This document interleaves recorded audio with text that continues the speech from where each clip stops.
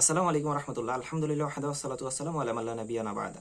আলোচনার বিষয় ইসলামে দাঁড়িয়ে পানি পান করার বিধান কি।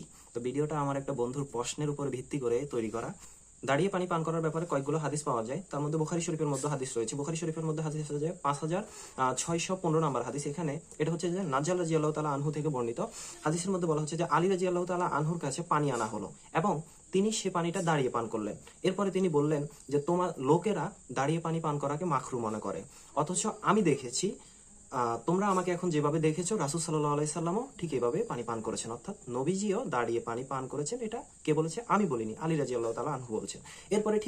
এরপরে একই রকম হাদিস পাওয়া যায় এই সহিহ বুখারী 5616 নম্বর হাদিস, 5616 নম্বর হাদিস এবং ইসলামিক ফাউন্ডেশনে 5001 নম্বর হাদিস, এটা ওখানে পেয়ে যাবেন। তো ওই হাদিসটা একটু লম্বা, আমি সংক্ষেপে বলছি। আলী রাদিয়াল্লাহু তাআলা আনহু যখন কুফা মসজিদের চত্বরে বসলেন, তখন আসরের সালাতের সময় হয়ে গেছে। এরপরে লোকেরা পানি আনলেন তার জন্য।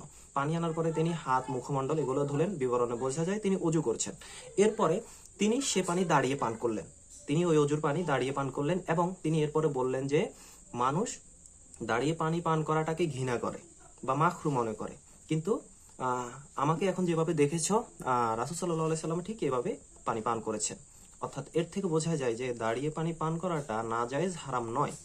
হ্যাঁ, দাঁড়িয়ে পানি পান করাটা নাজায়েজ, হারাম নয়। এরপরে দাঁড়িয়ে পানি পান করা সম্পর্কে তিরমিজি শরীফে একটা হাদিস পাওয়া যায় 1883 নম্বর হাদিস, যেখানে আমর ইবনু শুআইব রাহমাতুল্লাহ আলাইহি বর্ণনা করেন। তিনি বলেন, আমি রাসূল সাল্লাল্লাহু আলাইহি সাল্লামকে দেখেছি তিনি দাঁড়িয়ে ও বসে পান করেছেন, অর্থাৎ তিনি দাঁড়িয়েও পান করেছেন, বসেও পান করেছেন। এটা আমর ইবনে শুআইব বর্ণনা করছেন রাহমাতুল্লাহ আলাইহি।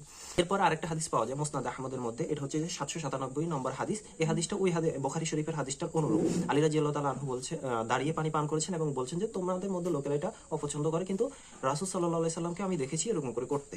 অর্থাৎ নবীজি তার জীবনে দাঁড়িয়ে পানি পান করেছেন, এটা হাদিস থেকে বোঝা যায়। এই সাক্ষ্য আমরা দিচ্ছি না, আমি বলছি না, এই কথা রাসূল সাল্লাল্লাহু আলাইহি সাল্লামের জামাই আলী রাদিয়াল্লাহু তাআলা আনহু বলছেন, তিনি বলছেন এই কথা। বুখারী শরীফের হাদিস এবং তিরমিজি শরীফ, মুসনাদ আহমদের হাদিস।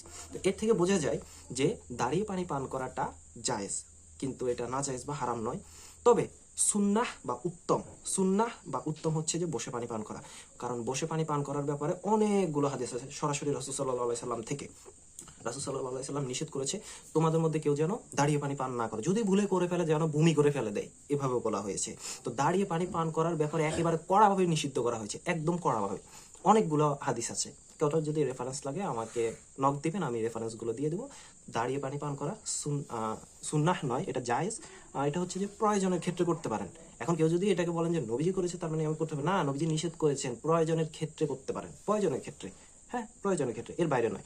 তাহলে সুন্নাহ হচ্ছে, উত্তম হচ্ছে যে বসে পানি পান করা, সর্বোচ্চ চেষ্টা করবেন বসে পানি পান করার, দাঁড়িয়ে করা থেকে বিরত থাকবেন। তবে এটা জায়েজ, না জায়েজ, হারাম নয়। হানাফি মাযহাবে এটাকে মাকরু বলা হয়। যেটাই হোক, আমি জাস্ট বন্ধু তোমার কারণে ভিডিওটা তৈরি করা, অবশ্য তুমি বুঝতে পেরেছো। ঠিক আছে, আল্লাহ তাআলা সকলকে বোঝার তৌফিক দান করো। কেউ আবার বিতর্কিতভাবে নেবেন না, জাস্ট বোঝার ক্ষেত্রে, জ্ঞান অর্জনের ক্ষেত্রে এতটুকু, এর বাইরে কিছু নেই, কোনো বিতর্ক নয়, কোনো কিছু নয়, বিভ্রান্তি তৈরি করা নয়। আল্লাহ তাআলা আমাদের সকলকে বোঝার তৌফিক দান করুক। আসসালামু আলাইকুম ওয়া রাহমাতুল্লাহি ওয়া বারাকাতুহু।